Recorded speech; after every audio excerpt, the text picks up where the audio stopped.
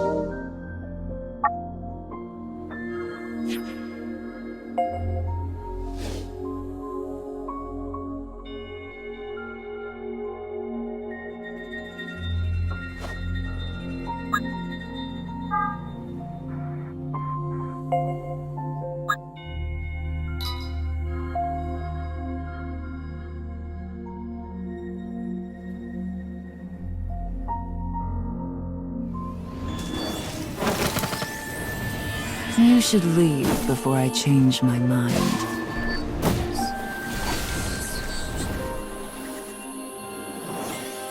I have no time for this.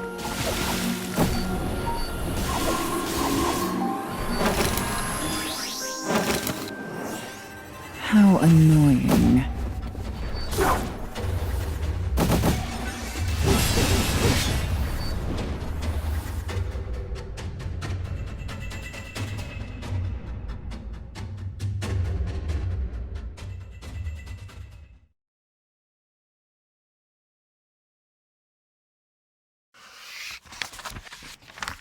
A lone woman silently walks beside a sparkling sea where She is elegance personified.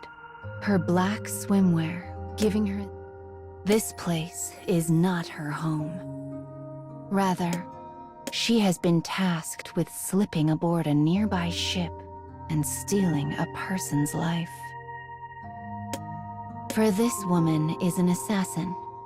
But though this is not her home, the place is not entirely unfamiliar. She has been here once before, long. As she gazes out at the light playing over the water, she thinks back on that time. She was young then, so young, her spirit not yet worn thin by the passing of years. She journeyed to this place as part of her rigorous training, tasked with locating a corrupt politician. Then, as now, the port was a lively place, with ships. It was a city filled with all manner and races of people, and no one paid any mind to the... This was exactly how she wanted it. The more they overlooked her, the easier it would be to gain. After a bit, she learned her target would soon be attending a political gathering, but she did not know the identity of the ship, and their number was legion. If she were to sneak aboard the wrong one, a shock raced through her body.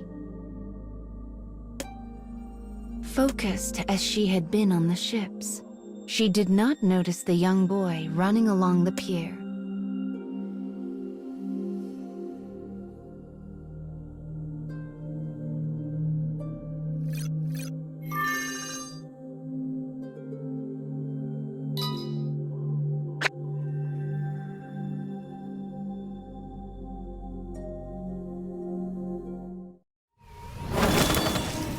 Think you can stop me? Ha!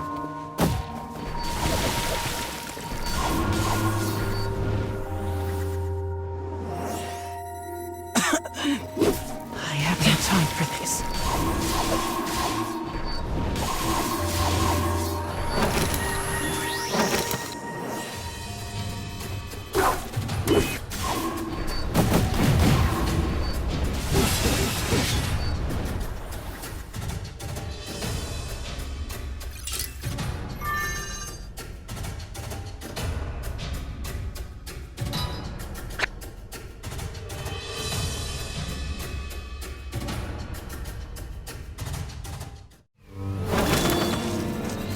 I shall take care of them.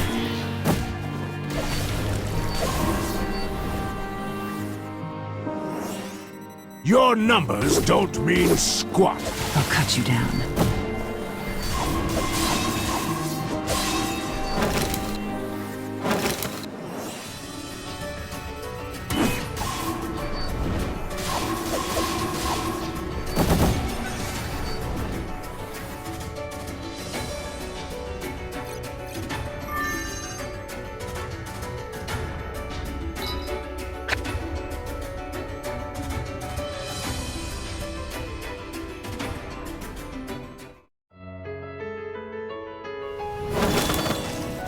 You should leave before I change my mind.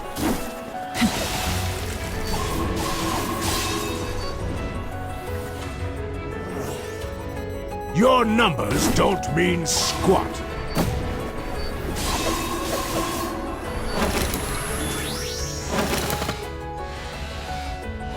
How annoying.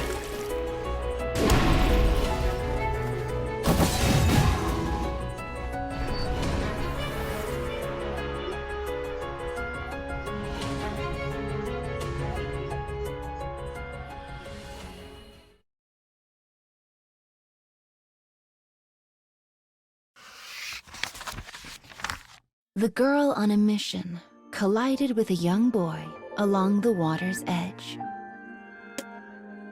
Though clad in fine clothing, he raised his voice in a most undignified howl as he lay upon the ground.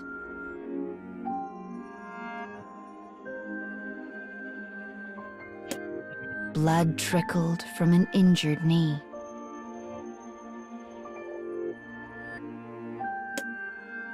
As passers-by began to turn and stare, the girl knew she could not leave the boy as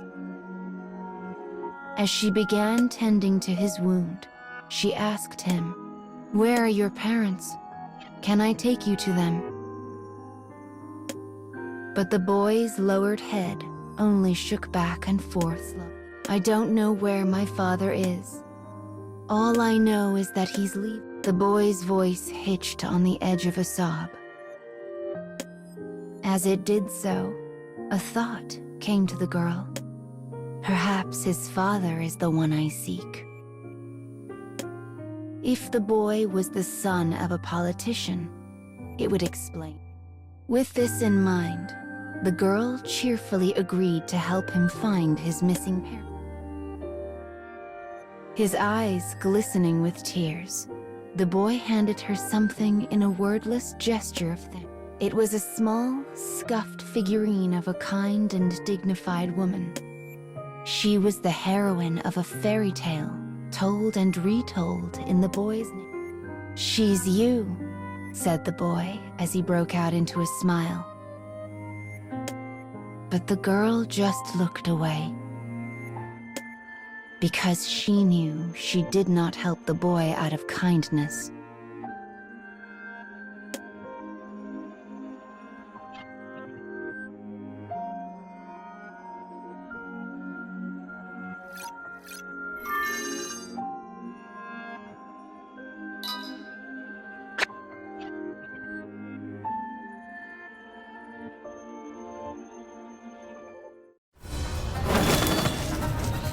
You should leave before I change my mind.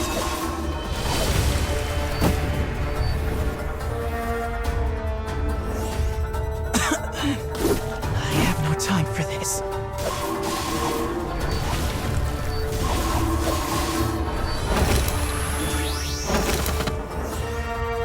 Your numbers don't mean squat.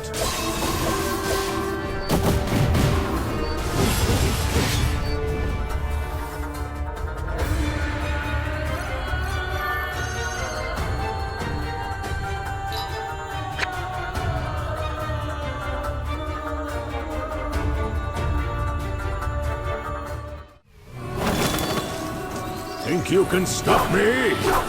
Ha!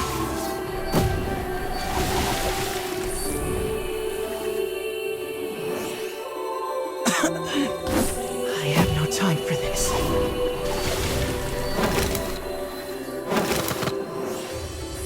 How annoying.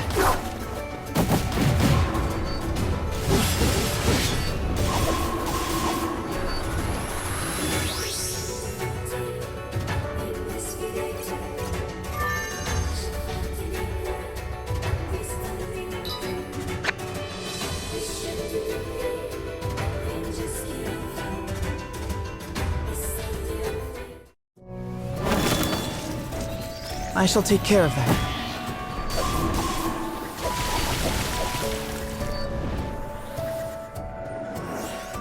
Your numbers don't mean squat.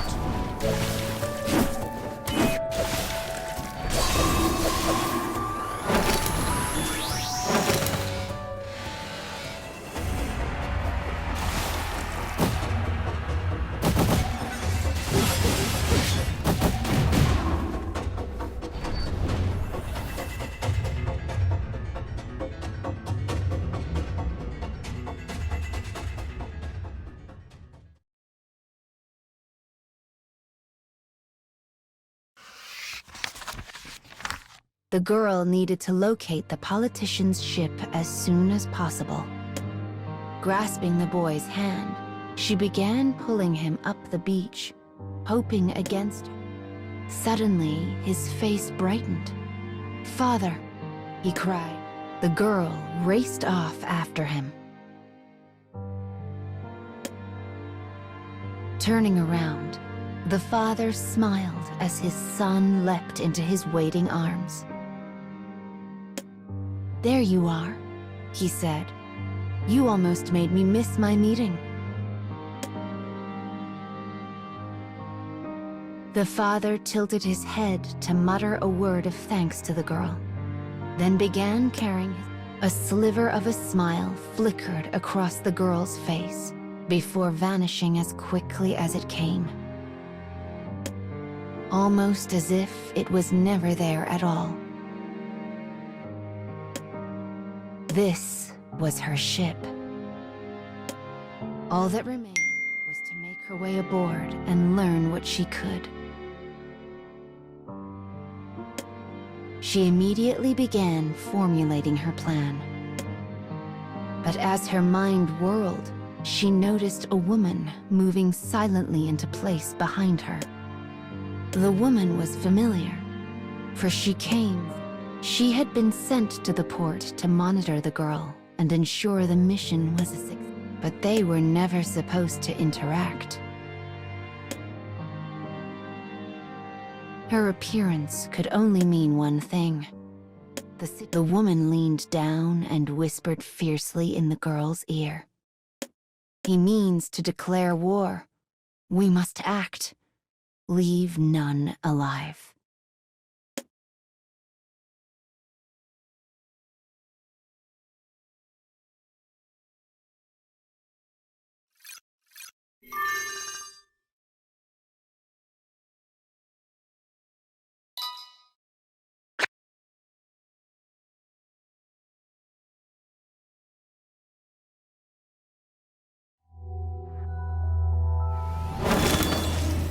You should leave before I change my mind.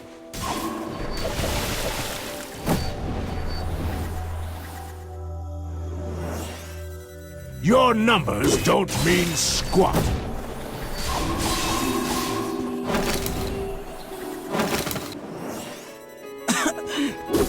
I have no time for this.